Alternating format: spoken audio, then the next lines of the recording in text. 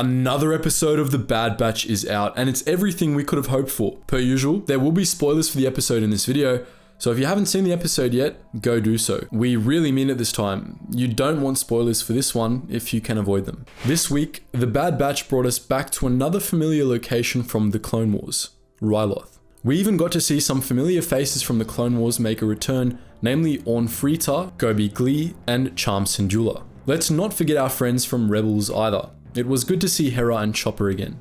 But as fun as this reunion was, it was set against a rather dark backdrop. As with all of the other Clone Wars worlds we visited in this show, Ryloth has some dark times ahead of it. That's nothing new for Ryloth, however. In fact, there wasn't really a single period of Ryloth's history that couldn't be considered a dark time. The history of that world was one of suffering and exploitation. In this video, we're going to be chronicling it.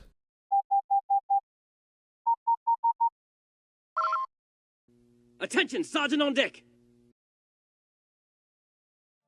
Ryloth was a bit of a crappy world to begin with. In both Legends and canon, it was thoroughly inhospitable, though for different reasons. In Legends, Ryloth was tidally locked, leaving one side of the planet in eternal night and the other in eternal day, with only the twilight strip between being inhabitable. In canon, Ryloth's hothouse environments were full of vicious predators. In both timelines, the early Twi'Leks always lived in fear of deadly heat storms and lived in caves for most of their early development. Life wasn't easy for the Twi'Leks.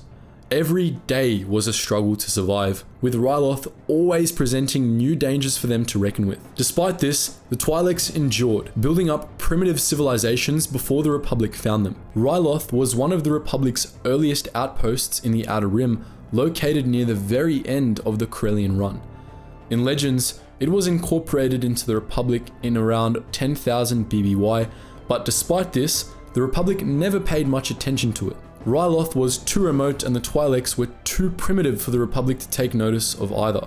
All the discovery by the Republic really did for Ryloth was introduce third parties to the world, and not the sort of third parties you'd want to be setting up shop on your homeworld. You see, by the time the Republic found them, the Twi'Leks still practiced slavery, using it to settle debts between clans and the like. When the Hutts and other powerful criminal elements learned of this, they descended on Ryloth, forming a series of exploitative contracts with various Twi'lek clans that basically sold the whole planet into slavery. Countless Twi'leks were taken off-world and made to serve a variety of crime lords, acting as majordomos, laborers, personal servants, and dancers, to name a few roles. The Republic didn't care to intervene in any of this, as the contracts the crime lords had written up meant that the Twi'leks technically weren't real slaves.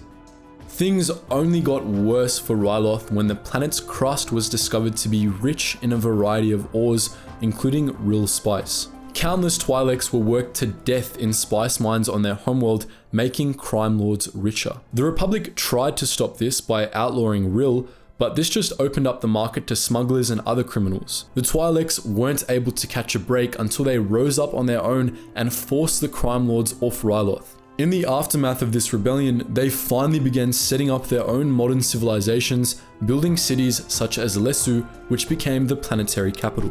But despite the planet's newfound independence from the underworld, Ryloth continued to be plagued by pirates and smugglers, and it continued to lag behind the rest of the galaxy.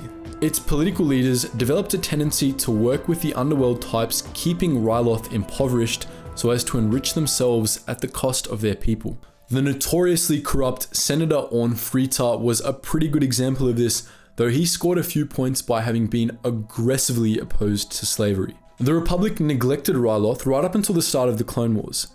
Fairly early into the war, the planet was conquered by the Techno-Union and forcefully brought into the Confederacy of Independent Systems. Despite an effort on the part of the Jedi to defend the world from the Separatists, Ryloth was ultimately subjected to a brutal occupation. On the orders of Wat Tambor, Separatist droids stripped Ryloth of what wealth it had, shipping it off-world to the Techno-Union's vaults. The Twi'leks weren't enslaved again, but they were treated a little better, made to serve as living shields around Separatist artillery positions.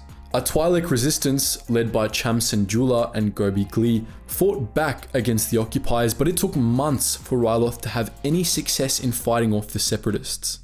As we all know well, the Grand Army of the Republic eventually helped Syndulla liberate Ryloth. Though Syndulla and his fighters were initially reluctant to work with the Republic due to their resentment of Orn Frita, Mace Windu ultimately managed to bring the two sides together and capture Tambor. Ryloth was actually an important world for the Republic during the Clone Wars, and it saw battle later in the war as well, during the Outer Rim sieges. However, it never fell to the CIS a second time, thanks to the combined efforts of General Syndulla and the local garrison of clone troopers led by one Captain Hauser.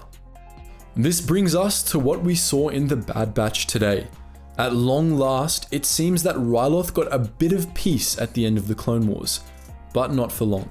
It's only been a few weeks since the declaration of a new order, but Ryloth is already in trouble, and this time it's the Galactic Empire moving in to make slaves of the Twi'Leks. Yes, Ryloth had even more oppression in store for it after the events of the Bad Batch, arguably worse than it had ever seen before. From the beginning, the Empire planned to exploit Ryloth for its own gain, despite what Admiral Rampart told Orn Frita and Cham Syndulla in last night's episode. How do we know this, you might ask? Well, Rampart gave himself away. If you recall his conversation with Cham outside the new Imperial mining facility, he mentioned that the Imperials were mining Dunium on Ryloth, something he claimed would help the Twi'Leks rebuild. However, that last bit was of course a load of bullshit. Dunium had no domestic uses to speak of. Instead, it was used to make Star Destroyers. With that said, we should note that not all of the Imperial occupiers were keen on throwing Ryloth under the bus a second time. Captain Hauser, a clone officer affiliated with Ryloth's defensive garrison, seemed sympathetic toward Cham Syndulla and the Twi'Leks, presumably because he fought alongside them during the Clone Wars. Despite the activation of his inhibitor chip, he even seemed willing to do political favors for Syndulla. See, we told you that the chips didn't just reprogram the clones. Of course, what Hauser or any of the other clones thought about the situation on Ryloth ultimately didn't matter. As we also saw in the Bad Batch, nor did how the Twi'Leks cooperated with the Empire. While we're sure that there were some of you who were all too ready to blame the Twi'lek resistance for the Empire's crackdown on Ryloth, the fate of Orn Frita proves that the Empire only cared for Twi'lek cooperation only insofar as it made their jobs easier. Those jobs were, of course, to yet again strip everything of value from Ryloth at the Twi'lek's expense. As we know from Rebels, that's exactly what happened to Ryloth, in canon as well as legends. For over 20 years after the rise of the Empire, Imperial troops launched regular raids on Ryloth using outlying settlements as easy looting opportunities or even target practice. Twi'leks were again put to work in strip mines on their own homeworld. Around the start of the Galactic Civil War, Imperial bombers rained terror down on Ryloth from orbit, destroying entire villages at will, much like the Separatists' hyena bombers did during the Clone Wars. The Twi'leks resisted, of course. Cham Syndulla's resistance movement fought on, and many Twi'leks joined the Alliance to restore the Republic. But Ryloth suffered regardless. So that's our look at the bloody history of Ryloth, the Twi'lek homeworld which we return to in the Bad Batch today. But what do you think? Are you excited for the next Bad Batch episode? We certainly are. Feel free to post your thoughts in the comments section below, and as always guys, thank you so much for watching, and I hope to see you in the next video.